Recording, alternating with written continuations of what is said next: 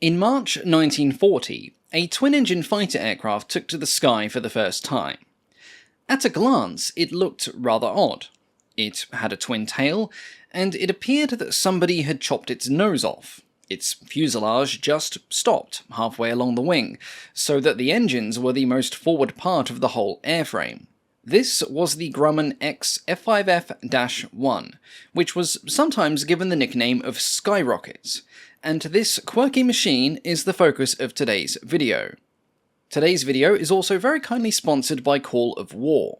Call of War is a free-to-play online PvP strategy game that lets you choose a real country to lead during the Second World War. Make use of over 120 different military units, devise grand strategies, and research new technologies as you engage with up to 100 other players in a real-time grand strategy campaign. Like the major powers of World War II, you can forge strong alliances, declare war on your neighbours, or become an economic powerhouse that can influence the outcome of military campaigns which can take several weeks to complete. What I like best about Call of War, apart from the immense scale, is the fact that it's cross-platform across both PC and mobile. This means that even if you're away from home, like I am, a lot, you can still take command and monitor the progress of your campaign as you strategize your way to victory. So to try out Call of War for free today, click on the link in the description below, and in doing so you'll benefit from a limited time offer, giving you 13,000 gold and 1 month of premium subscription for free. But be sure to hurry, as this offer is only available for 30 days. Once again, thank you to Call of War for sponsoring today's video, and now let's take a closer look at the XF5F-1 Skyrocket. This aircraft was a bold attempt to rewrite the book on carrier fighter development within the US Navy, and bold it was. The Skyrocket looked quite unlike any carrier fighter that had come before it. Not only were its proportions interesting, but it was driven by 2 engines. An odd thing in a carrier fighter when you wanted the smallest airframe possible to take up the least amount of space on said carrier. But the Skyrocket was developed as an interceptor, primarily to defend carrier fleets and naval bases from long-range bombing attacks. And for that, you needed all the horsepower you could get your hands on. And, as the name might suggest, this aircraft could climb very high very quickly. So why then was only one of these remarkable machines ever built? Well, it's your usual story of delay, military stubbornness, and poor timing. But unlike many other failed prototypes, the Skyrocket actually left behind something of a legacy, and it had a direct impact on the development of the last generation of piston-powered aircraft to protect the US naval fleet. Its origins began in 1937. The Navy's Bureau of Aeronautics was seeking out new means of defending American aircraft carriers and capital ships from airborne attacks. Its annual exercises, the Naval Fleet Problems, were beginning to highlight a growing gap between the capabilities of naval fighters and those of long-range bombers and strike aircraft. For more information on these revelations, I highly recommend the videos done by our friendly naval historian Drakini. The fleet's problems also highlighted, with near-prophetic accuracy, that naval bases such as Pearl Harbor were not as well defended as the Navy supposed. If the base were to come under attack from long-range bombers, the current generation of fighter aircraft could not climb fast enough to intercept them before they struck their targets. This was a concern that was also shared by various admirals of the fleet. If the US found itself engaged in a war, specifically a Pacific War, its capital ships could be at serious risk from bombing attacks, either from carrier-based or land-based aircraft, and the current fighter aircraft operated by the fleet carriers were not up to the task. Indeed, not even the Navy's newest fighters, then in development, possessed a climb rate suitable enough to intercept bombers at 20,000 feet. The Navy then approached this problem with 2 separate specifications. The first called for a single-engine interceptor to be driven by the most powerful engine they could find, which would eventually lead to the development of the Vought F4U Corsair. The second specification was a bit more ambitious, requiring for the first time a twin-engine carrier-based fighter, and it was also far stricter with its requirements. The aircraft was to have a loaded weight of no more than 10,000 pounds, which, if exceeded, would result in an overweight bill being charged by the Navy to the manufacturer. It was to be armed with 2 30-caliber machine guns and 2 20mm cannons, and it was to carry up to 200 pounds of ordnance. The performance requirements were simple. The Navy did not specify an exact top speed, it merely asked for the fastest top speed possible. Stall speed was to be less than 70 miles an hour, and it must be capable from operating from a fleet carrier. Basically, this specification intended to squeeze 2 high-power engines onto a compact, well-armed airframe to produce an interceptor with exceptional all-round performance. Eventually, over a dozen different companies were invited to submit design proposals towards this new specification, and one of them belonged to Leroy Grumman. Grumman responded to the Navy's requirements with the model G34. Drawn up by Grumman engineer Dick Hutton, it was a compact, oddly proportioned design that promised high performance and high firepower. Powered by a pair of 750 horsepower Pratt & Whitney Twin Wasp Juniors, it promised a top speed of at least 330 miles an hour, or 531 kilometers per hour, a range of at least 1,000 miles, or 1,600 kilometers, and a relatively light empty weight of just 7,000 pounds, or approximately 3.1 tons. The armament would be concentrated in the nose, and, as this kept it close to the center of gravity, Grumman told the Navy that they could also experiment with fitting larger weapons such as the 37mm M4 cannon, which would feature on the Bell P-39. The Navy was impressed, and on the 8th of July 1938, they awarded Grumman a contract to develop their design, with a full-scale mock-up to first be produced, which, if deemed acceptable, would lead to the development of a full flying prototype. The initial design of the G34 had a conventional shape, with a single tail and a nose that extended somewhat beyond the wing leading edge. But testing on a small-scale model of Grumman's full-scale model would result in some significant changes. The nose caused premature stalling of the central wing section, so it was scaled back to line up with the forward wing spar. Directional stability had also been a concern, and this resulted in the switch to a twin-fin tail with a slight degree of dihedral. This also had the additional benefit of providing better stability and control when the aircraft was flown under single-engine power. It was in this new form that the mock-up of the G34 would gradually take shape. But before this static display was even complete, there were already warning signs that its development would be plagued with difficulties. By the autumn of 1938, the development of the Twin Wasp Junior was stalling. It had been designed with a smaller diameter than the standard 9-cylinder radials of the time, with the aim to reduce the huge amount of drag that radial engines were notorious for. To offset the smaller diameter, it was a twin-row 14-cylinder engine of near enough equal power. Unfortunately, it did not exceed the performance of its rivals, as the increased weight of its design completely offset any benefits of reduced drag, and development of this engine would soon be abandoned. Aware of this, the Navy told Grumman that they had to modify the G34 so that it could accept the Wright R1820 Cyclone. Though a larger engine in diameter, the Cyclone was shorter than the Twin Wasp, so overall its installation didn't have a huge impact on visibility. But the big impact was that of time. This change significantly delayed the construction of the mock-up, as the design of the engine nacelle, the landing gear housing, and the wing had to be revised. It was not until February of 1939, several months later, and behind plan, that a team of US naval officers would finally inspect the first full-scale mock-up, which by now also featured manually folding wings so that it would take up less space in an aircraft carrier hangar. The observers were impressed by several features, in particular the armament. The centrally mounted guns had a far more concentrated field of fire when compared to wing-mounted weapons, and the pilots had the added advantage of not having to worry about gun convergence.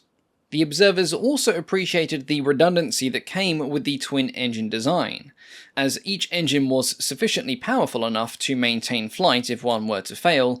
It gave naval pilots a much higher chance of surviving after sustaining battle damage or a mechanical failure during a mission.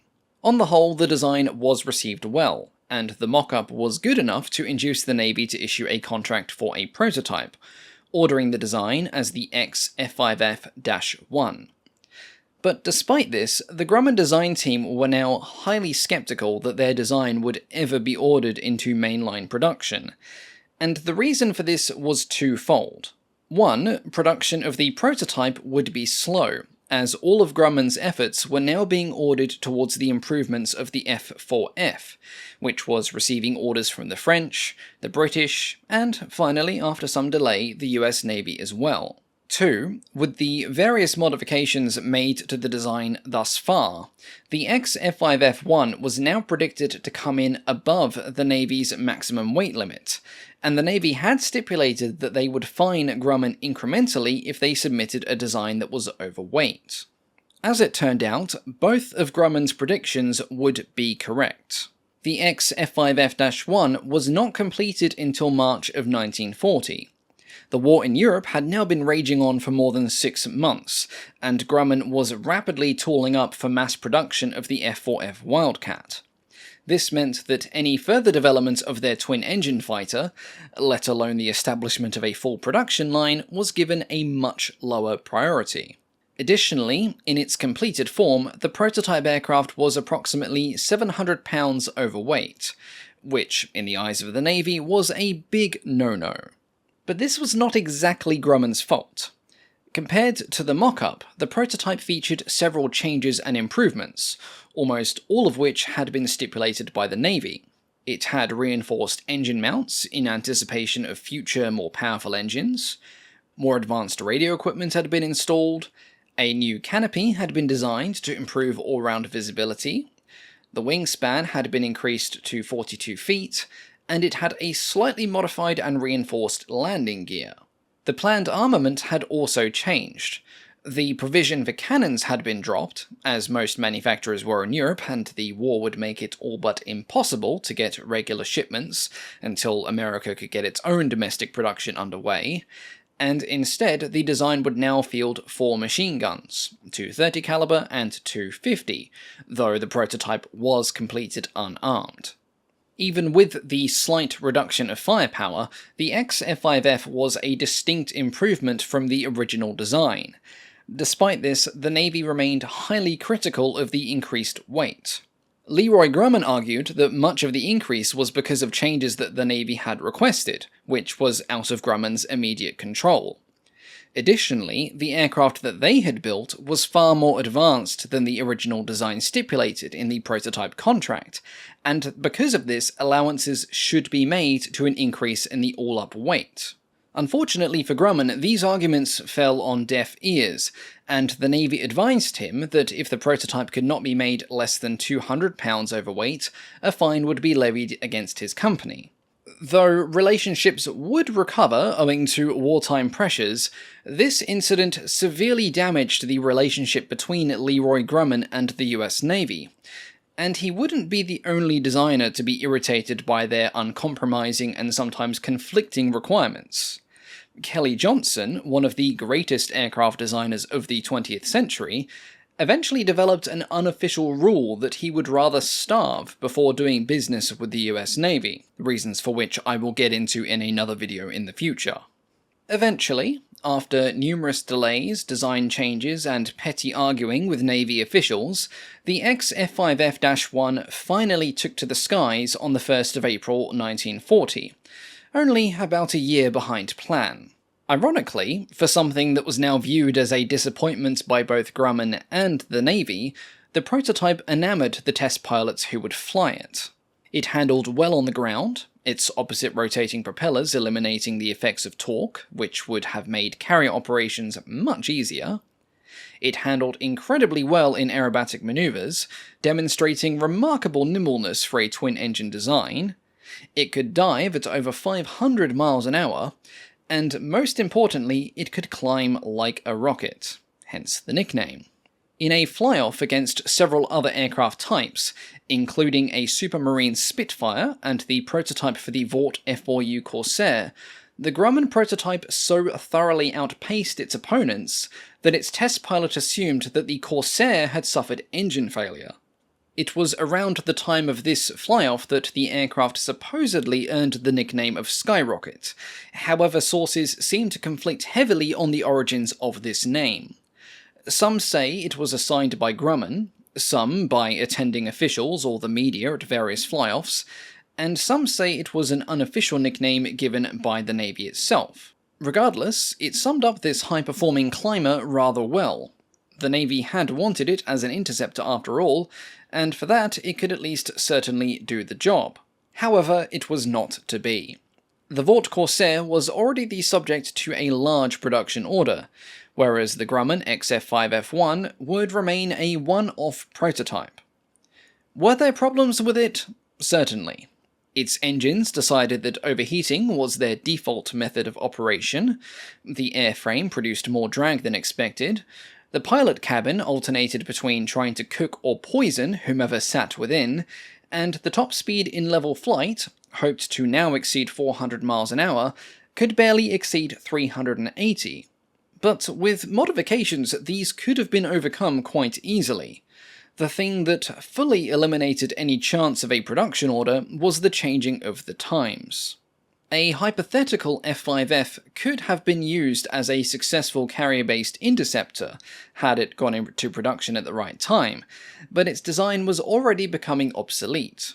Chiefly, it had been designed before self-sealing fuel tanks were considered a mandatory addition to combat aircraft, and modifying it to accommodate them would have required a significant redesign of the wing, which would have caused considerable delays.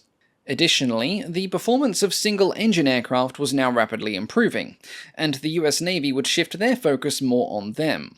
The F4F Wildcat was already in mass production, and it would soon be joined, and then superseded, by the F6F Hellcat and the F4U Corsair. But this was not the end of the Skyrocket story. Grumman would hand over ownership of the XF5F-1 to the US Navy in 1942, and it would spend the next 2 years being extensively tested to advance the development of other twin-engine designs. These tests highlighted both its strengths and its weaknesses. Though a good climber, and in general quite user-friendly, it suffered from persistent overheating problems, and its high-loaded weight put excessive strain on its landing gear. It was damaged multiple times, usually because of said gear failures, and it was finally written off in a wheels-up landing in December of 1944. It was then grounded and used as an instructional airframe, being scrapped at some point after September of 1945. Though objectively a failure, the Skyrocket was not a developmental dead end, and its legacy would continue. Firstly, it achieved fame by becoming the star aircraft in the fictional comic Black Hawk, which printed during the Second World War, and it would continue to feature in them until after the war and the dawning of the jet age. Secondly, it would directly influence the development of other Grumman twin-engine designs. The experimental XP50 was a land-based development of the Skyrocket intended for use by the Army. But unfortunately, the loss of the single prototype to a violent and spectacular engine explosion curtailed development, and the type faded into history. That is, until it made a recent reappearance in various video games and flight simulators, sometimes displaying questionably excessive performance figures, but that is a rant for another day. Abandoning the XP50, Grumman instead switched its focus onto a new design for the Army, but one based on similar principles, the XP65. Unfortunately, by this point, the Army was losing interest in the idea, but the Navy, who despite the disappointment of the Skyrocket had not abandoned the idea completely, were interested. The XP65 would transform into the sleek and aggressive XF7F-1, which would eventually become the F7F Tigercat. Unlike the failed Skyrocket, this took the concept of the twin-engine naval fighter and made it work. When the prototype first flew in 1943, its speed outperformed every single naval fighter currently in service. Though it would arrive too late to see action in the Second World War, the Tiger Cat played an important role in the post-war years, and it would see service during the Korean War. But the story of the Tiger Cat is one for another day. Once again, thank you to Call of War for sponsoring today's video. Don't forget to click on the link below to sign up for free today, claim your free premium benefits, choose your country, and fight your way to victory. As always, thank you all so much for watching, and a big thank you, of course, to the Patreon supporters. At the time of this going live, I am currently away, so I can't update the Patreon list, but I hope you enjoyed this mini deep dives. There are some longer ones coming soon, but I'm trying to get back into making a couple that are around the, 20 to 30 minute mark, because some people prefer the medium length content. A big thank you, of course, to our Wing Commander tier patrons, our highest tier supporters, and for those wondering, am I ever going to cover World War II aircraft again in some big long video, like I've done with the Whitley and the other bombers and the P-40s, well, you're not going to have to wait for too much longer. But until then, thank you all so much for your continued support, and I will catch you all next time. Goodbye.